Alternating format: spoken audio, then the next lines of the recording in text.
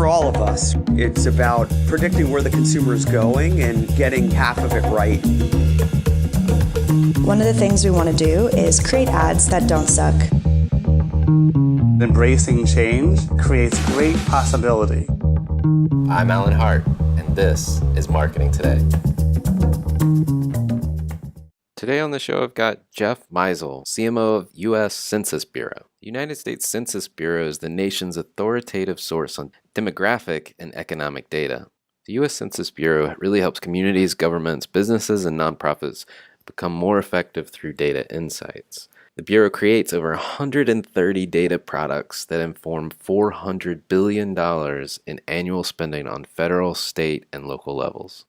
Jeff's the CMO at the Census Bureau, and he left the private sector in 2014 after being selected as a White House Presidential Innovation Fellow to join the Census Bureau, and now serves as CMO, really trying to drive adoption from audiences that use the data and making it more accessible and a better user experience, as well as citizens like you and I every day that need to take the census. Because without our participation, his value proposition falls apart. Well, Jeff, welcome to the show. Hey, thanks for having me, Alan. Really looking forward to chatting today. Sure. And I know you are the CMO of the Census Bureau, and in the last few years, you've made a shift from the commercial world to the government, federal government. And I want to just understand, what was your path and how'd you make that shift? Sure, yeah. I would definitely not call that a traditional career move, but I started my career as a computer engineer. That's my background. And I worked for a tech firm in Austin, Texas called National Instruments, a great company, by the way. And there I did everything from applications engineering to product to sales, even some investor relations. And that experience really helped me cut my teeth on how to be a technical marketer. It was very much in the B2B world. I had some incredible mentors and some managers that helped me kind of find my way. And after spending a decade there, I had the opportunity to join the federal government as a White House Presidential Innovation Fellow. And it was around that time that healthcare.gov had launched, but it still had a number of issues because I think, frankly, the government isn't great at building product. And in the aftermath of that launch, the Obama administration really had a big recruiting push to bring in talent from Silicon Valley, from the private sector, and come in and help build technology at scale. And so I was part of the fellowship. I was in the third cohort. And the expectation was I would work a year in public service, and they put me at the U.S. Census Bureau and had an incredible time there. But after I finished, the team there wanted to bring me on board as their chief marketing officer. So I ended up staying on board with Census and have been there in total about 2.5 years. Nice. So why public service? And also, a lot of the listeners, I'm sure, from the commercial world, if somebody's listening and they're thinking about potentially making that shift, any tips or thoughts? So again, why public service? And then any tips for other people wanting to make that leap? Sure. Maybe I'll share a story that really drove it home for me and how I got hooked, I guess.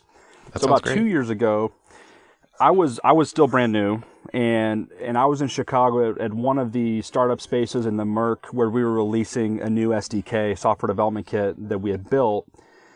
And we had built this product to help citizens better access census data, and I can go into that more in a moment. But the room was full of about 120 plus engineers and data scientists, civic techies.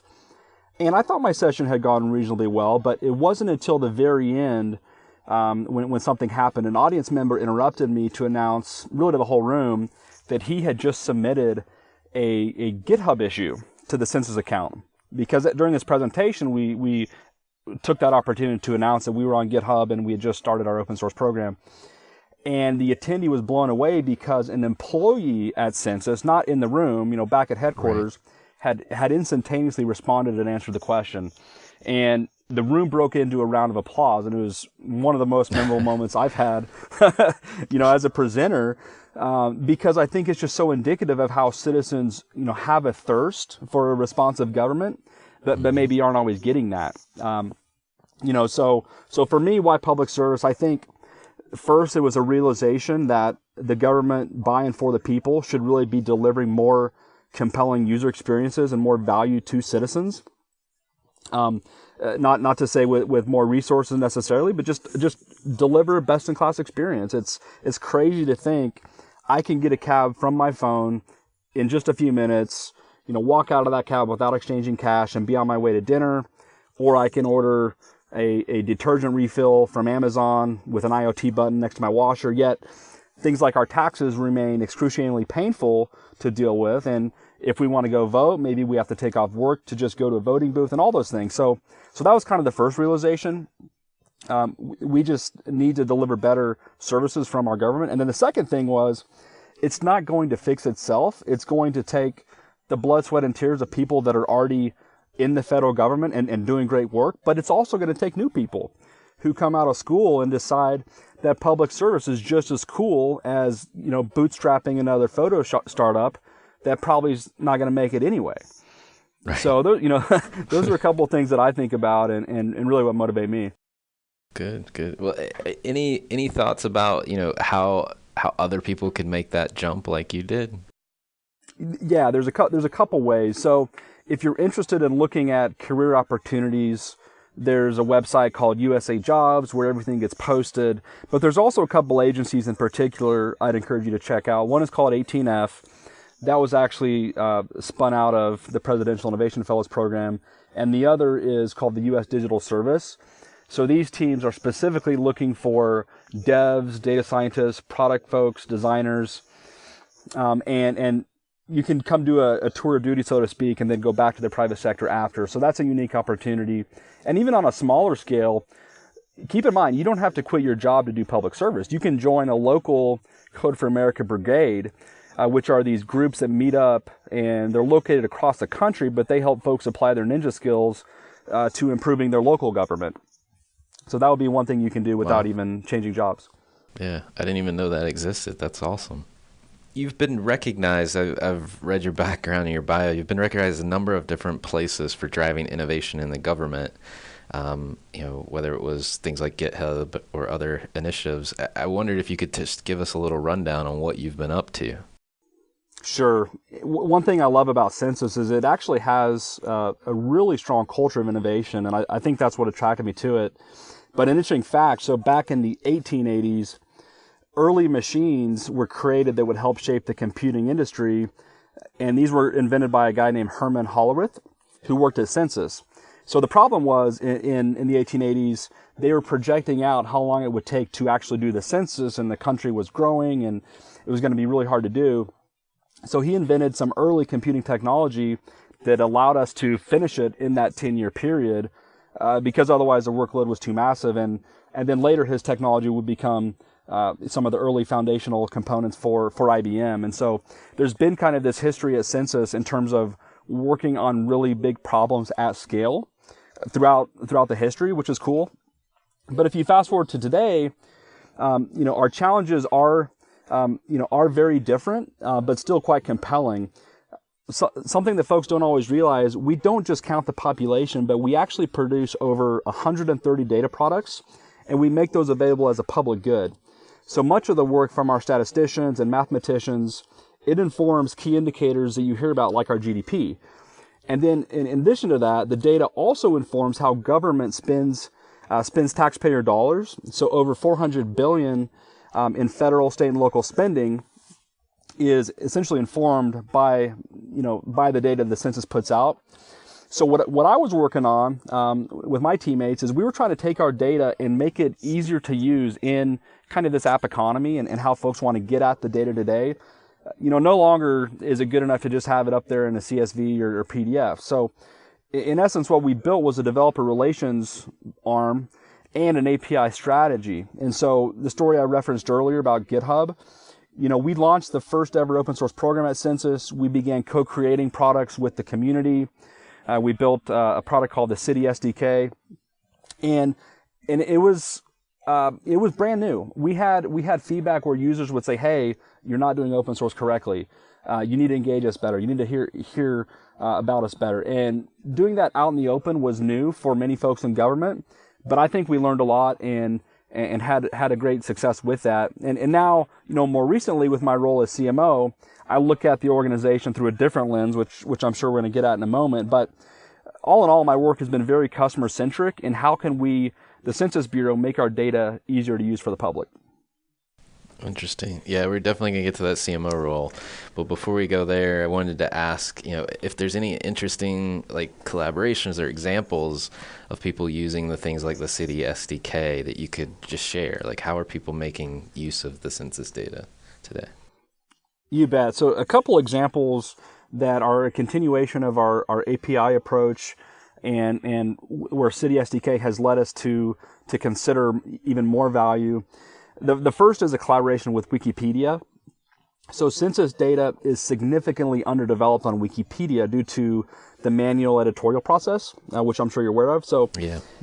Census powers a lot of the data and the statistics you find on Wikipedia, but it's a monumental task. There's over 212,000 links. There's 53,000 pages. And so these are data points that you would find in the page for maybe the state of North Carolina or a city or a town. And that data may not be the most up to date. So the problem is it's referencing a source and it's saying it's a U.S. Census Bureau, but maybe it's not the right survey data or maybe it's the most up to date. So what we're in the process of building is a bot that will take data from our API and then populate Wikidata, which is the database underneath Wikipedia. And then that data can feed content pages with the authoritative source from us on the nation's people and economy. And so this helps content contributors because they can do their job better. So that's one example. In a little different vein, a second example is one that we announced at South by Southwest last month. And this is a bit more technical, but data scientists are really big into this. And it's still kind of in this world of linked data. But probably our most impactful data product is something we do each year called the American Community Survey. And this is really important because this helps small businesses, it helps nonprofits, it helps your city do economic development with demographic data, looking at trends, understanding commuting patterns and the like. But this data set is as powerful as it is, it's not the easiest to use. So what came out of an NSF grant that a startup in Austin worked on, the startup's called Data.World, and they did this in conjunction with UT, is they essentially did research around how could they take the American Community Survey and apply more of a semantic web approach. And so before, what was happening is we would release data, it was in a CSV, and then folks would have to go back and forth to a data dictionary and understand, okay, what does this column mean? What does this value in this header mean, etc. And so the research took that data dictionary, which was only human readable before, and has now made it available, readable by machines. And so what that means is if you're a data scientist in a company, so maybe you're doing, research in the housing industry, or maybe you're at a nonprofit, you can actually get access to census data in the tools that you're used to using, R and Python and Tableau and the like, and really gain insights much, much quicker versus taking days or even a week to kind of get up and going with what does a data dictionary mean and things like that. So it's really just a way that we're trying to help the folks that need the data get to it quicker. That's awesome. So, transitioning a little bit to your CMO role, how are you driving, internal talent and culture at the Bureau, and what are you doing around those things? I mean, that has to be key to what you're doing. It definitely is. I think it is for every CMO that I talk to, but it's talent and culture has been something I've been quite passionate about my whole career. But I would say today I'm spending upwards of 30% of my time on talent, and that includes both upskilling my staff. It also includes recruiting. For example, I worked real close with our senior leadership at Census to recruit our chief innovation officer recently, and other key folks of our leadership team. One thing I'm really excited about this year, which is new, is in close collaboration with Harvard, we've just announced the first ever Civic Digital Fellowship. So this is an opportunity for undergrad and grad students to do an internship with the federal government and be part of a cohort, work on exciting projects. So we match agencies that have interesting data problems with students that want to do public service. And so, a special shout out to the student leaders at Harvard and a group called Coding It Forward who really drove this. This was student led. Wow. Neil and Athena and Chris were the folks that did this, but ultimately they approached me and said, hey, there's this pent up demand for students that want to do public service. They want to work on interesting civic tech problems, and there's not really a vehicle to do that. And, all we really did was just listen and make ourselves available to uncover that opportunity. And so now we're standing up that program for the first time. We're trying to make it cross-government, inviting other folks to participate. And so that's something that's I'm really jazzed about from a talent perspective at the moment. That's great. I mean, such a great talent pool at Harvard, and it was student-led. That's amazing. It's amazing. So there's so much rich data that you collect, and you talked a little bit about making it more accessible. Because it is daunting. I mean, if you go to the census website, I mean, you could get lost for days, I think, just with all of the depth that's there. How do you think about growing your audience and user base of the data? In the marketing world, we talk about customer experience and things like that. How are you doing that? And what are you learning as you're trying to make things more accessible? Well, first, you're exactly right. It is a bit daunting, and the scale is just massive. But I like to think of it of what we do in two buckets. There's the collection side of how we engage the public for participation, and then there's the data outreach and dissemination side of some of the things that I talked about, making our data easier to use. But a couple data points. So the census is the largest thing the government does just operationally. In 2010, it cost, I believe, $13 billion. 2020 will be quite large as well, although I don't have specifics because we're refactoring our budget as each agency is doing as well. But in 2010, 72% of households returned the census by mail. Okay, and so that's amazing. It's crazy because we're still in this model where we send the census to your physical address, and everything operationally works downstream of that. But the opportunity for 2020 is now that we're going digital. This will be the first time you can take the census online in terms of our primary channel. We've done that for a few smaller surveys in the past, but this is really the first ever digital census. How can we improve participation on the collection side? So that's kind of one piece. In my role specifically, I look at a pretty broad set of capabilities. So I have one of our call centers where we get questions, on is this survey, is this for real? Is this really from the Census Bureau? To how do I use this data? And I also have training and data dissemination programs, as well as marketing operations, like our CRM and automation infrastructure, just to name a few of the components that I'm looking at. But at the end of the day, what I'm trying to get my team to focus on is how do we deliver increased value to the citizens through every single interaction? And, for citizens that are coming to us proactively, that visit our website, that use our data, how can we do better audience capture? Because ultimately, we'd like to mobilize those users so they can help us improve participation. And if we do that, improved participation helps our bottom line, and ultimately that saves the taxpayer dollars. And so that's really what I'm focused on. You're really trying to build a volunteer army, so to speak. You bet. Yeah, exactly. Yeah. That's amazing. So, you talked about this already, and I think it was the last census you said it was like 72% participation rate. But your value proposition of the entire census depends on getting those everyday people, everyday citizens to fill out that survey. You mentioned this is going to be the next one is going to be the first digital census. Tell us a little bit about that and what's driving the thinking behind that.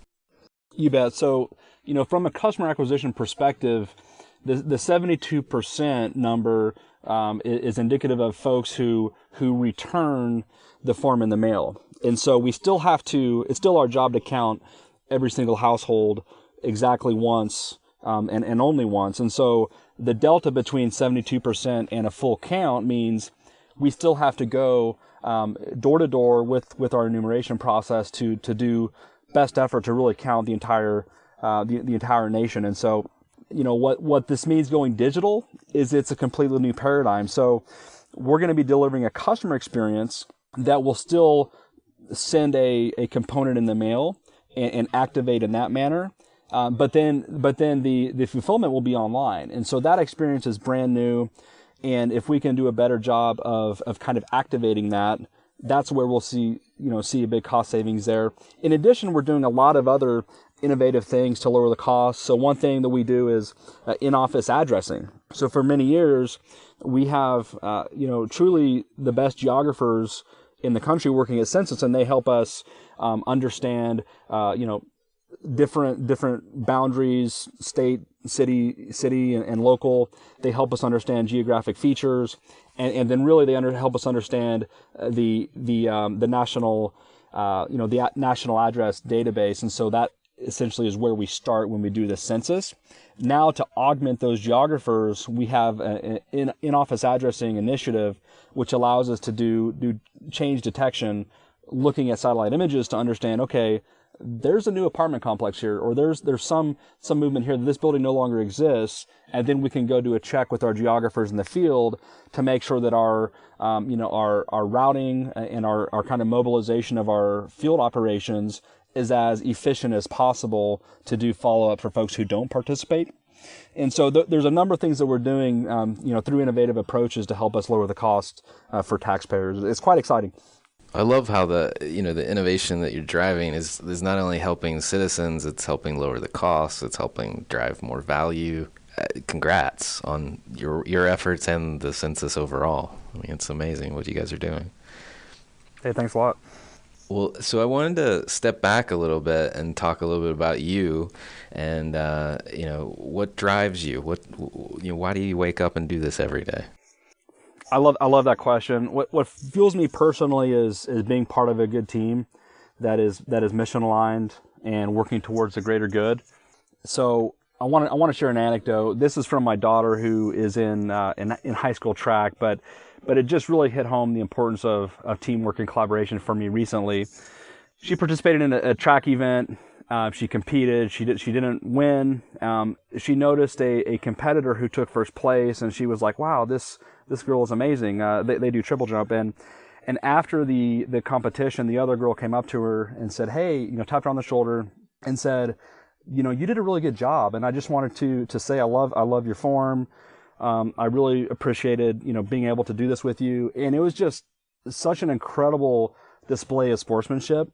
And even though they weren't from the same school, they ended up, chatting each other for 10 minutes. They probably exchanged, social media information as kids do these days, and, gave each other a hug and said, "Hey, I can't wait to see you at district." And I think this idea of being part of a team and a greater community is something that's so important to me, whether that's, in my organization that I work for or part of my local community. So that's a key thing that drives me. I think on an individual level, I get a lot of satisfaction out of seeing the folks that I work with, seeing them develop, playing a small role in helping them be successful and helping them with their careers.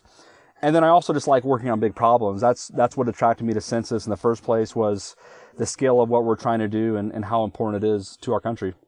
So, Jeff, a different question than I've asked other folks before is, again, kind of reflecting on your personal experience. If there was an experience in your past that defines or makes up who you are today, would you mind sharing that? And I hope it's not too personal, but I really like to try to understand the people that I'm interviewing.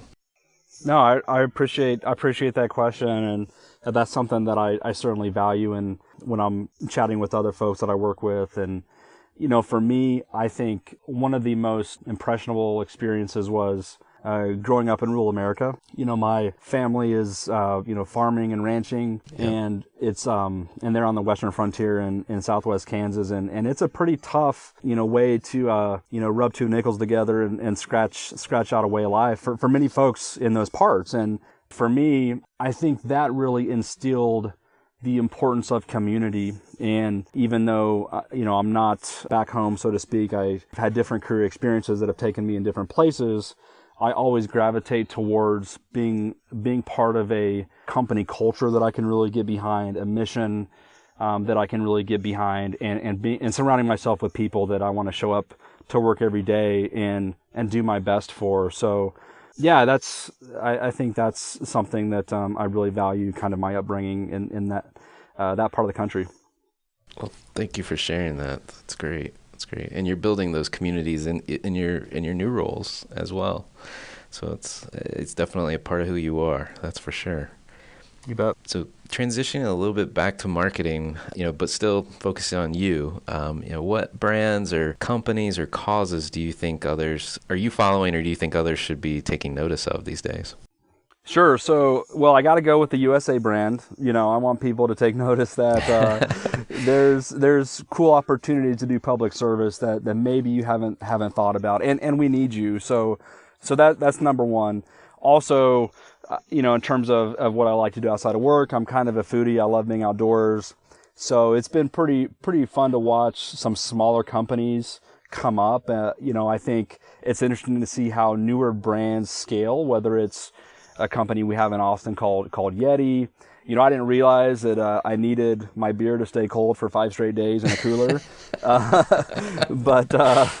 Or like there's some really interesting IoT devices now, if you're learning how to sous vide a steak or what have you. So I really, as a marketer, I enjoy looking at how some of these organizations are building a brand, essentially from the ground up. I think that's just really cool. That's awesome. Maybe I've had Lisa Baird from Team USA, the U.S. Olympic Committee. Maybe there's an opportunity for you two to collaborate on this whole Team USA thing. I like that. I like how you're thinking. So last question, what do you think the future of marketing holds? What do you think it's going to look like? Well, I think like in any field, marketers, we're going to have to innovate to stay relevant.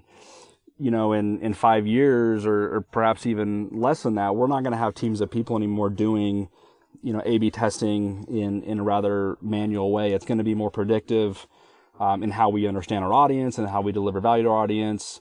We hear constantly about big data and AI and, machine learning and automation. All those things are transforming our world. But I think as marketers, really what we're doing is, we're helping leveling the playing field. And going back to some of those brands that I mentioned, some of those smaller companies, I think what it means is smaller brands, it's kind of democratizing the landscape. I think smaller brands are going to be able to compete with bigger brands.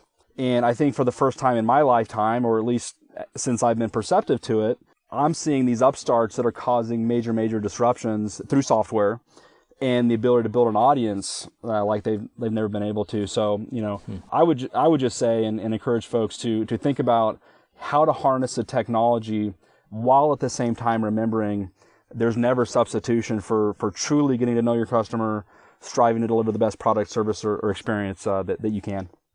Oh, yeah, it's a wake-up call for those big brands, for sure. Definitely. Well, thank you so much for coming on the show today. I'd learned a ton about what the Census is all about, so thank you. Hey, thanks for having me, Alan. Really enjoyed our conversation.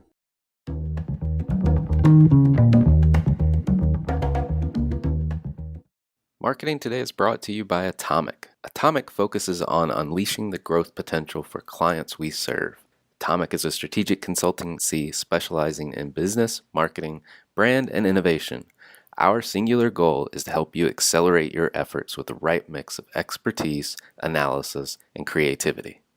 Check us out at atomic.com, ATOMCK.com.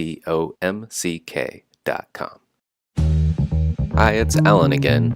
Marketing Today was created and produced by me, with project management by Sarah Williams, audio production by Aaron Campbell, writing and editing by Kevin Greeley, social media support by Megan Woods, art and graphic design by Sarah Dell.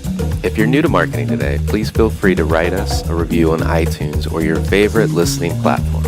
Don't forget to subscribe and tell your friends and colleagues about the show. We love to hear from listeners at info@atomic, ATOMCK.com. I'm Alan Hart, and this is Marketing Today.